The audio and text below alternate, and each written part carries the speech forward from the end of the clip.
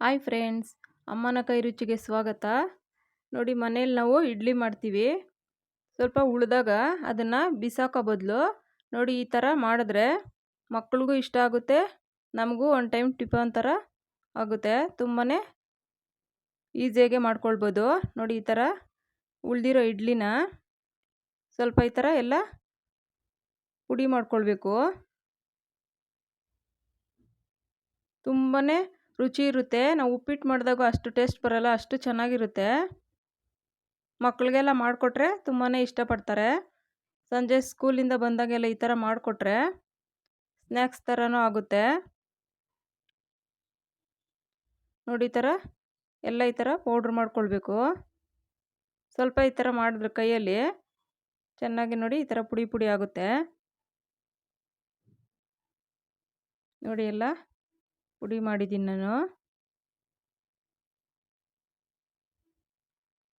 ತುಂಬಾ ಚೆನ್ನಾಗಿರುತ್ತೆ. ವೇಸ್ಟ್ ಮಾಡೋ ಬದಲು ಈ ಥರ ಮಾಡಿಕೊಂಡ್ರೆ ನೋಡಿ ಹೇಗೆ ಮಾಡೋದು ಅಂತೀಗ. ನೋಡಿ, ಸ್ಟವ್ ಮೇಲೆ ಒಂದು ಬಾಣಲಿನೋ ಅಥವಾ ತವಾನ ಏನಾದರೂ ಇಟ್ಕೊಂಡು ಸ್ವಲ್ಪ ಎಣ್ಣೆ ಹಾಕ್ಕೊಳ್ಬೇಕು. ಸ್ವಲ್ಪ ಸಾಸಿವೆ,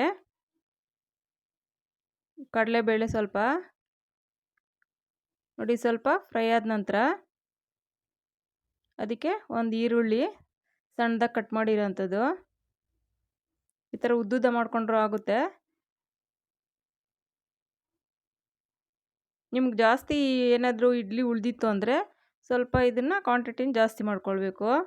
ನೋಡಿ, ಮೆಣಸಿನ್ಕಾಯಿ, ಹಸಿಮೆಣಸಿನ್ಕಾಯಿ ನಾನಿಲ್ಲಿ ಒಂದು 3 ಹಾಕ್ತಾಯಿದ್ದೀನಿ. ಖಾರಕ್ಕೆ ನೋಡ್ಕೊಂಡು ಹಾಕ್ಕೊಳ್ಬೇಕು. ನೋಡಿ, ಇಲ್ಲಿ ಕ್ಯಾಪ್ಸಿಕಮ್ಮು ಉದ್ದುದ್ದ ಕಟ್ ಮಾಡಿರೋದು ತುಂಬಾ ಚೆನ್ನಾಗಿರುತ್ತೆ. ಅದು ಹಾಕೋದ್ರಿಂದ ಫ್ಲೇವರು ಚೆನ್ನಾಗಿರುತ್ತೆ, ಟೇಸ್ಟ್ ಒಂಥರ ಡಿಫ್ರೆಂಟಾಗಿರುತ್ತೆ. ನೋಡಿ, ಒಂದು ಚಿಕ್ಕದು ಟೊಮೊಟೊ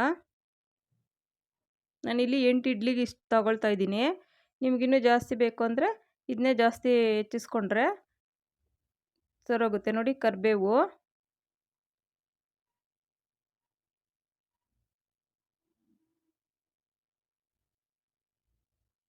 ನೀವು ಈ ಥರ ಮಾಡಿದ್ರೆ ಒಂದು ತಟ್ಟೆ ತಿನ್ನೋರು 2 ತಟ್ಟೆ ತಿಂತಾರೆ, ಅಷ್ಟು ರುಚಿ ಇರುತ್ತೆ. ನೋಡಿ, ಅರಿಶಿನ ಸ್ವಲ್ಪ,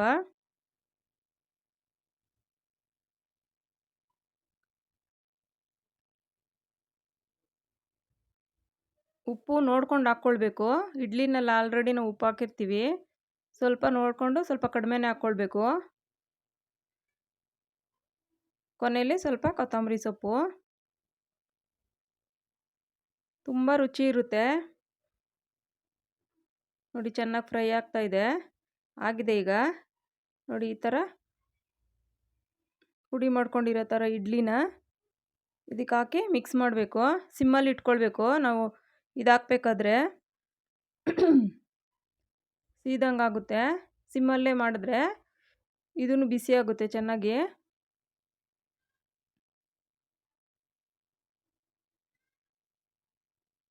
ನೋಡಿ, ಈ ಥರ ಚೆನ್ನಾಗಿ ಮಿಕ್ಸ್ ಮಾಡಿ ಒಂದು 2 ನಿಮಿಷ ಸಿಮ್ಮಲ್ಲಿಟ್ಟು ಬಿಡಬೇಕು. ತುಂಬ ಬಿಸಿ ಬಿಸಿ ಚೆನ್ನಾಗಾಗುತ್ತೆ.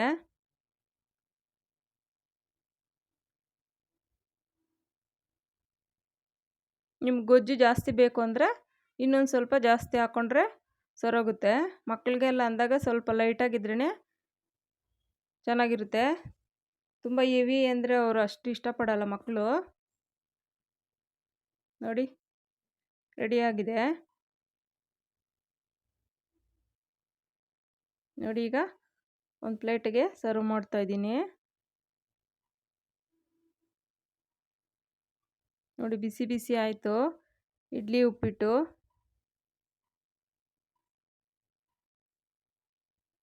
ಒಮ್ಮೆ ಟ್ರೈ ಮಾಡಿ ನೋಡಿ. ಈ ಥರ ತುಂಬ ಇಷ್ಟಪಡ್ತೀರಾ. ತುಂಬಾ ರುಚಿನೂ ಇರುತ್ತೆ. ಮಕ್ಕಳು ಇಷ್ಟಪಟ್ಟು ತಿಂತಾರೆ. ಉಪ್ಪಿಟ್ಟು ತಿನ್ನಲ್ಲ, ಇದನ್ನು ತಿಂತಾರೆ ಈ ಥರ ಮಾಡಿಕೊಟ್ಟಾಗ. ಒಮ್ಮೆ ಟ್ರೈ ಮಾಡಿ ನೋಡಿ. Thank you friends.